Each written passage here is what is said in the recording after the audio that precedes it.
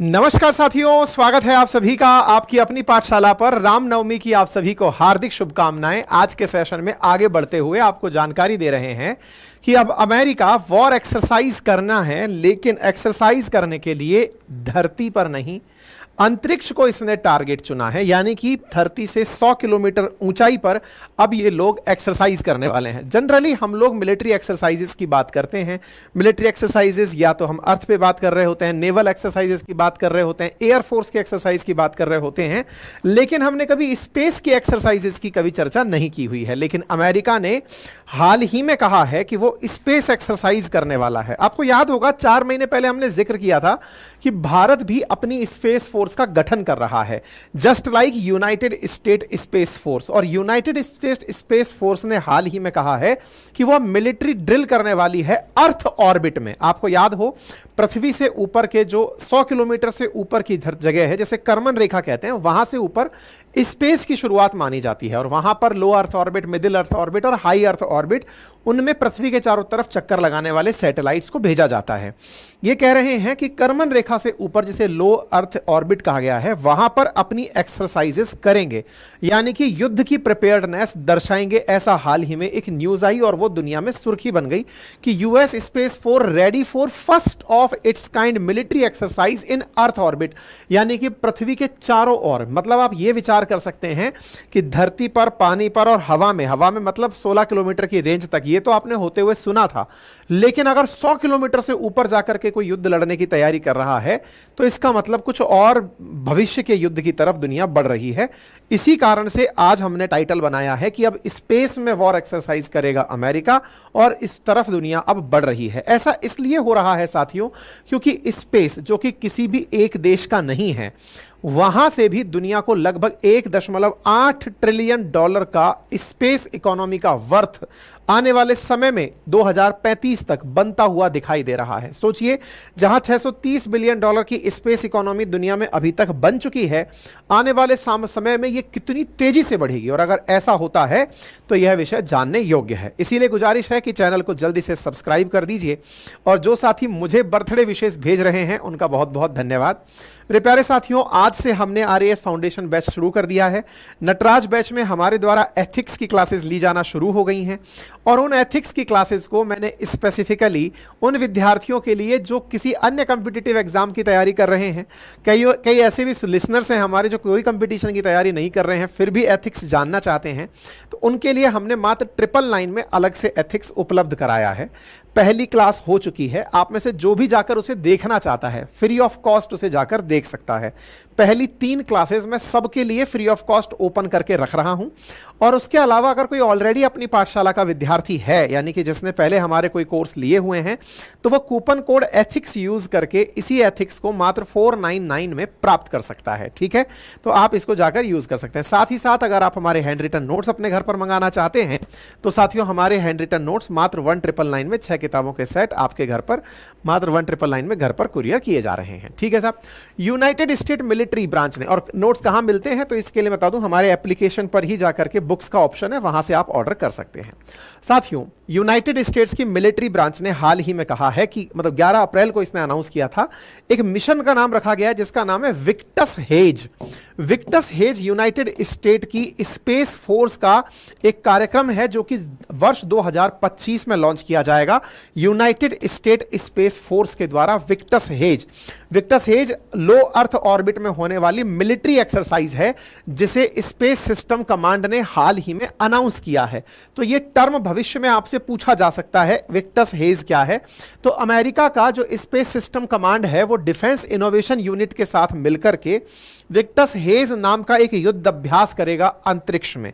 यह जो अंतरिक्ष में होने वाला युद्ध अभ्यास है, इसके लिए 2 कंपनियों को फिलहाल फाइनल भी कर लिया गया है जो इस कार्यक्रम में इनकी सरकार की मदद करने वाली हैं। तो स्पेस फोर्स के लिए फिलहाल 2 कंपनियों को फाइनल किया जा चुका है और ये दोनों कंपनियां आगे चल करके सरकार के साथ जुड़ करके काम करेंगी, जिनमें से एक का नाम रॉकेट लैब है जो कि आने वाले, और दूसरे का नाम एनोमली है। ये दोनों मिलकर के भविष्य में विक्टस हेज के लिए सरकार को या फिर अमेरिकी सरकार को अपनी तरफ से इंस्ट्रूमेंट बनाकर देने वाली हैं।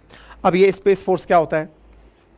जिस प्रकार से आप लोग अंतरिक्ष में जाने वाले अंतरिक्ष यात्रियों को सुनते हैं, अंतरिक्ष यात्री अंतरिक्ष की यात्रा करने जाते हैं, वैसे ही स्पेस में जाकर के एस्ट्रोनॉट लड़ाई नहीं लड़ेंगे कि आसमान में उड़ गए, वहां से कोई किसी पर गन चला रहा है, कोई किसी के ऊपर हवाई जहाज से अटैक कर रहा है। नहीं, जमीन पर रहते हुए अपने सैटेलाइट्स जो अर्थ के चारों तरफ चक्कर लगा रहे हैं उनकी हिफाजत करना, यानी कि डेडिकेटेडली अर्थ के चारों तरफ जो सैटेलाइट चक्कर लगा रहे हैं, चूंकि स्पेस किसी का नहीं है, स्पेस की कोई बाउंड्री नहीं है, यानी कि स्पेस में कोई सीमा नहीं है कि इंडिया से ऊपर वाला स्पेस इंडिया का है, पूरा स्पेस वर्ल्ड का है, वो कोई भी देश यूज कर सकता है। ऐसी स्थिति में अगर आपका कोई सैटेलाइट अर्थ के चारों तरफ चक्कर लगा रहा है और मुझे इंडिया की इकोनॉमी को या फिर चाइना की इकोनॉमी को या अमेरिका की इकोनॉमी को नुकसान पहुंचाना है, तो मैं बेहतरीन तरीके से आपके पूरे सिस्टम को अगर प्रभावित कर दूं या फिर यह कहूं कि मैं आपके सैटेलाइट को ही मार गिराऊं, तो हो सकता है कि आपका पूरा सिस्टम तहस नहस हो जाए। बस इसी से बचने के लिए अभी इस प्रकार की फोर्सेस बनाई जा रही हैं, ठीक है ना। आपको मैं बता दूं कि पृथ्वी पर जहां हम रहते हैं उससे ऊपर के क्षेत्र को, यानी कि अर्थ से ऊपर एटमॉस्फेयर है। अब ये एटमॉस्फेयर 12 किलोमीटर तक ट्रोपोस्फेयर है, 50 किलोमीटर तक स्ट्रेटोस्फेयर है, फिर मीजोस्फेयर है, थर्मोस्फेयर है और एक्सोस्फेयर है। जो लो अर्थ ऑर्बिट है ना, वो थर्मोस्फेयर में आती है और एक्सोस्फेयर में हाई अर्थ ऑर्बिट और मिडिल अर्थ ऑर्बिट आती हैं। यहां पर जो चर्चा हो रही है वो ये है कि 100 किलोमीटर रेखा, यानी कि जो कर्मन रेखा है, वहां जहां पर सैटेलाइट्स को भेजा जाता है उससे ऊपर, वहां पर जो भी सैटेलाइट्स चल रहे हैं उनकी निगरानी करने के लिए अर्थ पर लगभग 4000 लोगों की फोर्स बिठाई जाएगी। अमेरिका ही ऐसा क्यों कर रहा है? क्या कोई और देश भी करके चुका है क्या? सबकी जानकारी देंगे। असल में अमेरिका के सबसे ज्यादा सैटेलाइट वर्तमान में आसमान में चक्कर काट रहे हैं। लगभग 3415 अमेरिकी सैटेलाइट अंतरिक्ष में चक्कर काट रहे हैं। उसके बाद नंबर चाइना का आता है, फिर यूके का, फिर बाकी दुनिया के अन्य देश मिलकर के जो करते हैं। इंडिया के मात्र 59 सैटेलाइट 2022 के आंकड़े के अनुसार चक्कर काट रहे हैं। ये थोड़े बहुत बढ़ भी जाएंगे तो 59 की जगह हो सकता है 80 हो जाए, क्योंकि 2 साल बाद की बात है, लेकिन फिर भी कुल मिलाकर जो सबसे मेजर स्टॉक है वो यूएसए का है। इतने सैटेलाइट अंतरिक्ष में चक्कर काट रहे हैं। लेकिन विचार कीजिए कि इन सैटेलाइट्स को ही किसी ने अगर टारगेट बनाकर मारना शुरू कर दिया।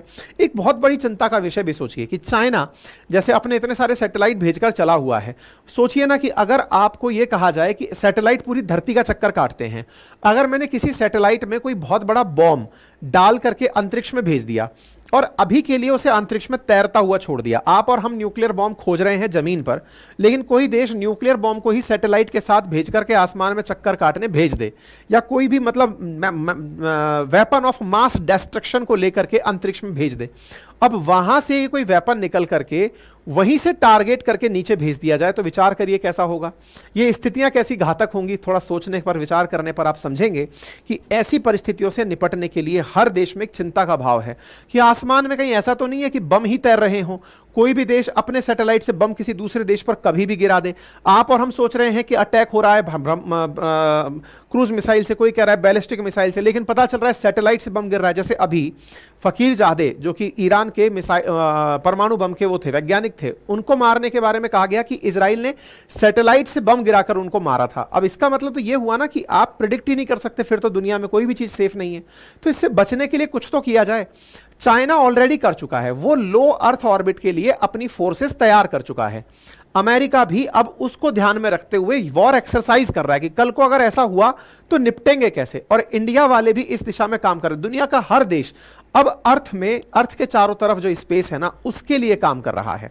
अमेरिका का शुरुआत तो 1954 से बताई जाती है कि इसने स्पेस फोर्स की कल्पना की थी। धीरे धीरे इस दिशा में ये लोग बढ़ते रहे, लेकिन 2019 में जाकर के इन्होंने अपनी एयर फोर्स स्पेस कमांड को रीनेम करके यूएसएसएफ यानी यूनाइटेड स्टेट स्पेस फोर्स नाम दे दिया था।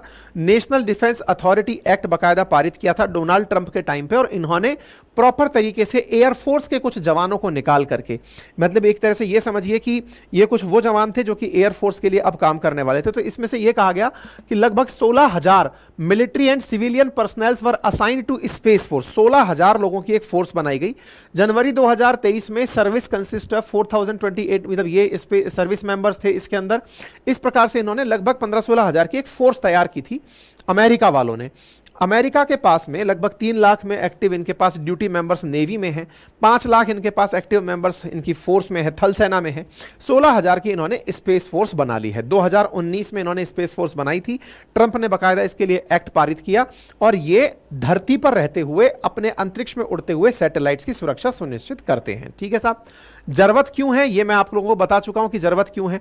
अमेरिका को जरूरत क्यों है, तो इसका सबसे बड़ा टेंशन है कि कोई इसके सैटेलाइट्स को मार ना गिराए, और उसको सबसे ज्यादा टेंशन किससे है, रूस से है और चीन से है। रूस के साथ तो इन्होंने आउटर स्पेस ट्रीटी की हुई थी, चाइना के साथ इसकी कोई ट्रीटी हो नहीं रखी, इसलिए इसको डर रहता है कि कहीं ऐसा ना हो कि अंतरिक्ष में कहीं किसी प्रकार से दूसरा दुश्मन का देश आकर के इसके पूरे के पूरे सेक्टर को खा जाए, क्योंकि इसके इतने सारे सैटेलाइट्स जियो सिंक्रोनस, मीडियम अर्थ ऑर्बिट, लो अर्थ ऑर्बिट में तैर रहे हैं। अगर ऐसा हुआ तो आने वाले समय में अमेरिका की इकोनॉमी को बुरी तरह प्रभावित किया जा सकता है। इसी को ध्यान में रखते हुए अपने क्षेत्रों की हिफाजत के लिए ये कुछ इस प्रकार से कमरे में बैठी हुई स्पेस फोर्स चला रहे हैं, और साथ ही साथ अंतरिक्ष में संभवतया ऐसे कुछ वेपन्स भी बिना दुनिया को बताए प्लांट कर देंगे, जिससे कि भविष्य में किसी सैटेलाइट को दूसरे सैटेलाइट से अगर टारगेट कराना हो तो उसे टारगेट करा दिया जाए। चीन का जो खतरा है, क्योंकि चीन ने अपने द्वारा नियर स्पेस कमांड हाल ही में स्थापित की थी, उसी के खतरे को निपटने हुए यह माना जा रहा है, क्योंकि चीन ने हाल ही में अपनी कॉम्बैट फोर्स डेवलप की थी जो कि नियर अर्थ ऑर्बिट यानी कि 100 किलोमीटर के आसपास का जो क्षेत्र है वहां पर एक खुफिया तरीके से सैटेलाइट्स की सुरक्षा सुनिश्चित करने के लिए तैयार किया था। आपको याद होगा कुछ दिनों पूर्व मैंने आपको बताया था कि एक बलून था जो तैरता हुआ अमेरिका की तरफ चला गया था, चीनियों का बलून था, इंडिया में भी बलून था। चाइना अब अपनी एक ऐसी प्रॉपर कमांड बना चुका है, दुनिया भर में निगरानी करने के लिए अपनी प्रॉपर तरीके से रिसर्च टीम चला रहा है, और इस नियर स्पेस कमांड की टक्कर में ही अब ये अपनी टीम तो पहले ही बना चुके थे, अब ये युद्ध अभ्यास भी करने वाले हैं। ठीक है, मिशन का नाम विक्टर हेज होगा, और विक्टर हेज के साथ में रॉकेट लैब और ट्रू एनोमैली नाम की 2 कंपनियां हैं जिन्हें अनुबंधित किया गया। $62 मिलियन के अंदर उन्हें यह अनुबंध दिया गया है, और ये मिलकर के काम करेंगे। 2025 में यह काम पूरी तरह हो जाएगा। क्या इंडिया भी ऐसा कर रहा है? बिल्कुल, इंडिया ने भी स्पेस को ध्यान में रखते हुए एंटी शिप मिसाइल टेस्ट की थी।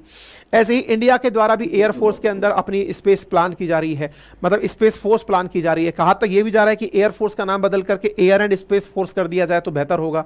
हम अपनी तीनों सेनाओं से मिलाकर के ज्वाइंट स्पेस कमांड की चर्चा कर रहे हैं। डिफेंस मिनिस्ट्री को इसके बारे में ऑलरेडी प्रस्ताव भेजा हुआ है, क्योंकि वर्ल्ड का कोई भी देश जिसने स्पेस में सैटेलाइट भेजे हुए हैं उन्हें बहुत ज्यादा जरूरी है स्पेस में अपने सैटेलाइट्स की सुरक्षा करना।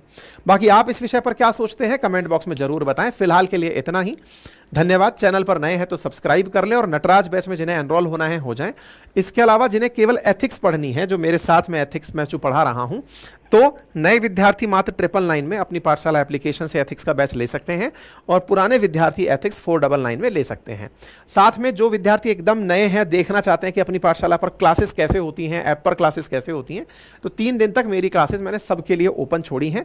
आप जाकर के अपनी पाठशाला से हमारी क्लासेस का आनंद लीजिए, और एथिक्स में रुचि जगाइए। अगर जगती है तो चले आइए, कोई जमीन जायदाद आपसे नहीं मांग ली गई है, बहुत नॉमिनल कीमत है। ठीक है, अच्छा, इसके साथ साथ हमारी जो किताबें हैं वो किताबें भी आपके लिए उपलब्ध हैं, जैसे कि 4 सब्जेक्ट की 6 किताबें मात्र 1999 में आपके लिए उपलब्ध हैं। हैंड रिटन नोट्स हैं, आप अपने घर पर मात्र 1999 में कुरियर करा सकते हैं। Thank you so much.